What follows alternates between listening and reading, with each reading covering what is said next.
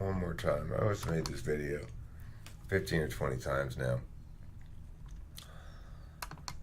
Okay, so I learned a lot about population genetics today, which is great. The Hardy-Weinberg model explains why it is that mathematically the percentage of an allele within a population doesn't change. Like the recessive gene doesn't disappear. This explains why recessive genes don't disappear. Okay, the genetic drift model. This explains how within a population, within a species, the expression of the genome can vary a great deal over multiple generations, or at least the frequency of the dominant allele within a given gene. Okay, so this assumes that everything is random. Most strongly affects small populations. The least strongly affects large populations.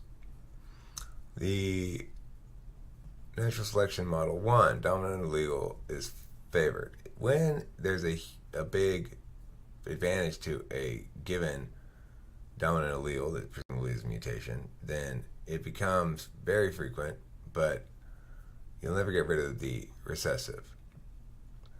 This one, when you have a recessive that's favored, the dominant will disappear quickly.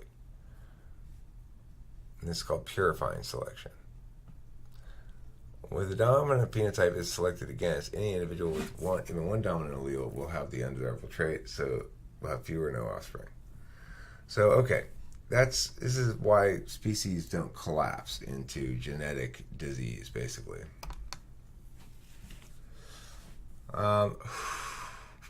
Mutation, migration, genetic drift, and natural selection is just one mechanism, not all powerful. That equals evolution. Okay. So I'm going to close those things up. So this explains basically why it is that recessive genes don't leave population, as I said. This explains the advantage of heterogeneity, which says that the reason it might be advantageous, why those genes might persist at all, is because the heterozygote will have an advantage over the homozygote of either kind. And for example, genes for small horns lower sexual fitness but boost lifespans. Genes for big horns boost sexual fitness but lower lifespan. Heterozygotes have both. Heterozygotes. This is very interesting. A lot of interesting points here. What does the genetic drift do? It eliminates the alleles faster in smaller populations than in big ones, but still, even in large populations, genetic drift will eventually eliminate some alleles. Okay. Genetic drift, bottleneck effect, and founder effect. Bottleneck effect basically says that,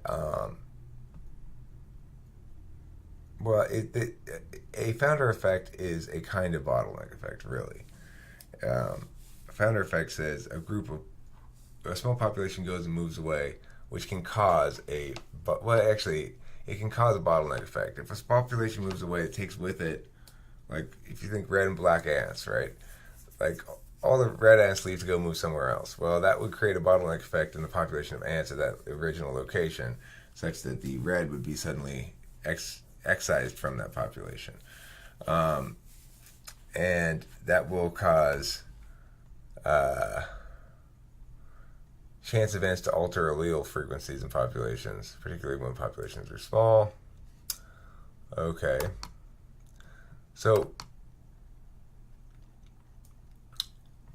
the thing here is, though, we've got a problem. The neutral theory of evolution attempts to explain how the math of the original theories of evolution didn't work at all, how it wouldn't make any sense. So it says it's a modification that accounts for the fact that most mutations are deleterious. Now, this is the the nearly neutral theory, that not all mutations are either so deleterious they can be ignored because they get immediately purified, or else neutral. Slightly deleterious mutations are reliably purged only when their selection coefficient are greater than 1 divided by the effective population size. So,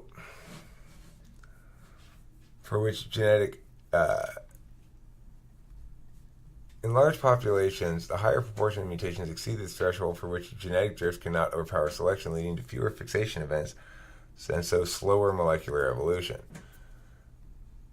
It's been used to explain differences in genomic architecture among species. The population size dependent threshold for purging mutations has been called the drift barrier. The problem is, according to the neutral theory of molecular evolution, the rate at which molecular changes accumulate between species should be equal to the rate of neutral mutations and hence relatively constant among species.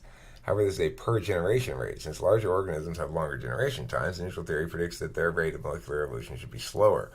However, molecular evolution has found that the rates of protein evolution were fairly independent of generation time. Okay, noting that's within species. All this data is within species. It's not measuring the thing that supposedly it claims to explain. Noting that population size is generally inversely proportional to generation time, Oda proposed that if most amino acid substitutions are slightly deleterious, this would increase the rate of effectively neutral mutation rate in small populations, which could offset the effect of long generation times.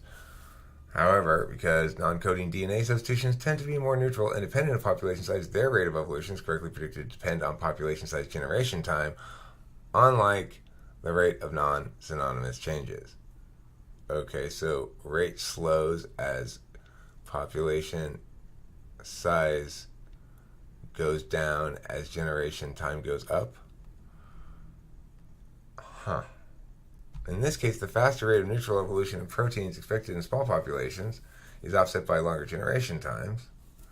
But in large populations with short generation times, non-coding DNA evolves faster, while protein evolution is retarded by selection, which is more significant than drift for large populations.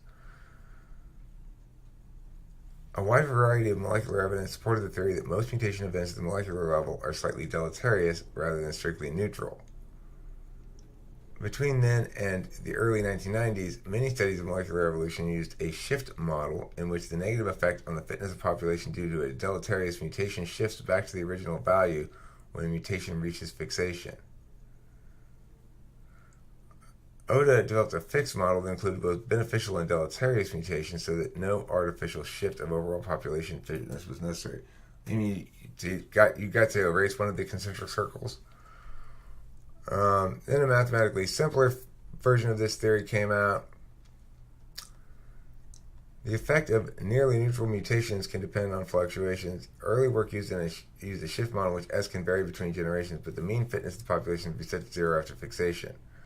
This basically assumes the distribution is constant. This assumption can lead to indefinite improvement or deterioration of protein function. Alternately, the latter fixed model fixes the distribution of mutations effect on protein function, but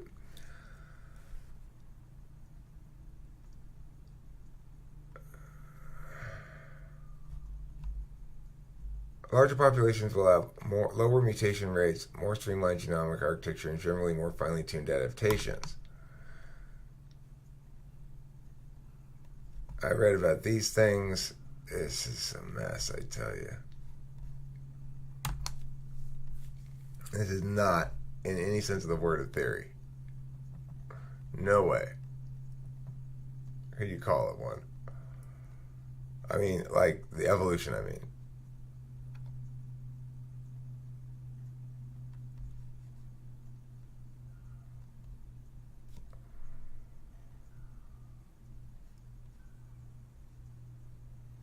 Okay, so these people suggested that when one compares the genomes of existing species, the vast majority of molecular differences are selectively neutral, i.e. the molecular changes represented by these differences do not influence the fitness of organisms. As a result, the theory regards these genomic features as neither subject to nor explicable by natural selection.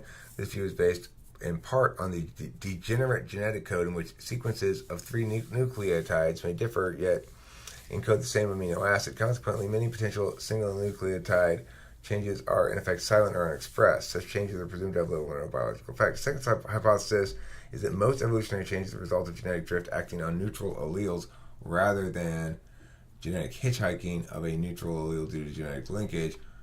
After appearing by mutation, a neutral allele will become more common within the population. Usually will be lost, or in rare cases may become fixed, meaning the new allele becomes standard in the population. According to the neutral theory, mutations happen at this rate.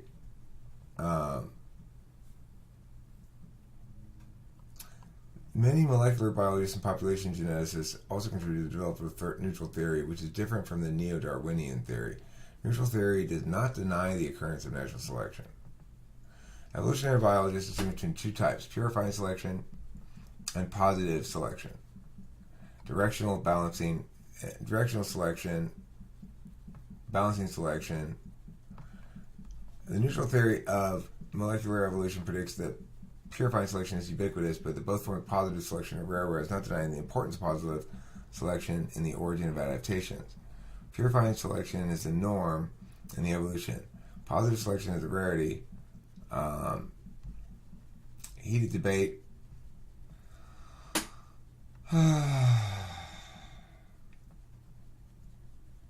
Okay, so according to the neutral theory, so if the neutral theory of molecular evolution is right, then the amount of genetic variation within a species should be proportional to the effective population size.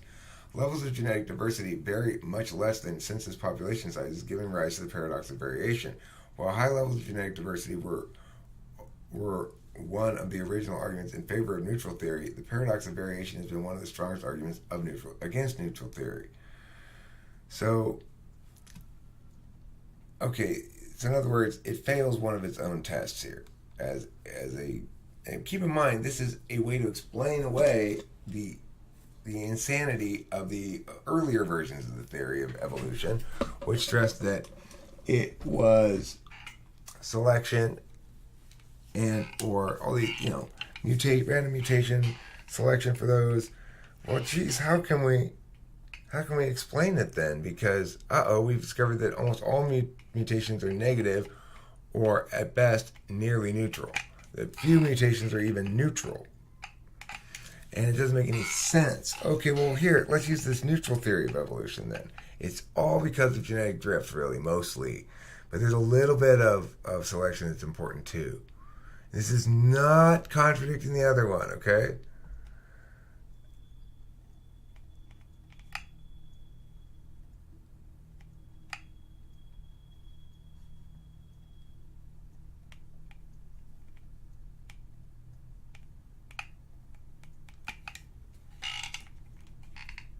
Okay, let's look at microevolution. Microevolution is the change in allele frequencies that occurs over time within a population, which is well explained. Microevolution is well explained. And I agree that microevolution exists. They had to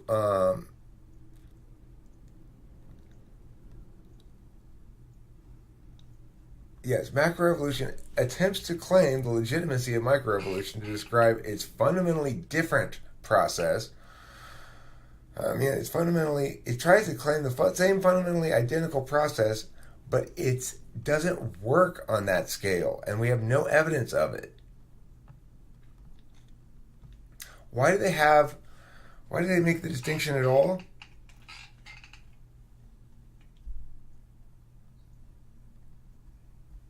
Because they needed to talk about the part that was real. We're just talking about microevolution. Yeah, how species change while staying in the same species over time. Well, what about macroevolution? Oh, well, that doesn't make any sense, actually. I've researched the living fuck out of it. I made this video like 15 times. I still don't feel like I did a good job with it. It makes no fucking sense. Okay? Macroevolution is bullshit. There's no other way to put it. It's bullshit. Not because it's necessarily wrong, but because it's giving us every indication at all that you can imagine that it is wrong. Every single indication we can take from everything I read is that macroevolution is wrong. They keep having to explain away why the math doesn't work. But all the mutations are negative, almost. Well, let's pretend they're mostly neutral, okay? Because the negative ones are all going to get washed out. Okay, so they're mostly neutral now. Well, that doesn't work either. Okay, but then they're slightly negative. Okay. What about the positive ones in the selection? Oh, well, that doesn't really happen very much. That doesn't mean it's not important. Wait, what are we talking about here? Microevolution or macroevolution? Both. All right. So, where's the complexity come from? The increased complexity. I don't understand. I understand how the rabbits go from brown rabbits to white rabbits, but where's the increased complexity come from? How do we get from one cell to human? Anybody explain that to me? Certainly evolution doesn't. There's no acceptable way to say that that's convincing. It's absolutely not convincing. Microevolution is convincing. I'm absolutely convinced of that. Explain speciation to me, people. You don't have it. I just researched the living fuck out of it. It's not there. No evidence at all for it. None. Nothing worth hanging any kind of hat on. They're still scrambling around to try to figure out how they can possibly justify saying that this is where speciation comes from when nothing points to that. When all the math is like, but that doesn't make... But with the longer generation... Oh, shit! Let's see, if evolution slows with longer generations and smaller populations, then how could it account for all this speciation? Oh, maybe this concentric circle will make the Earth stay the center of the universe. It doesn't hold any fucking water. Macroevolution. Microevolution is a real thing for sure. Nobody's disputing that. That's called genetics.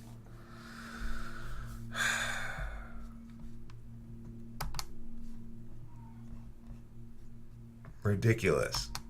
Ridiculous.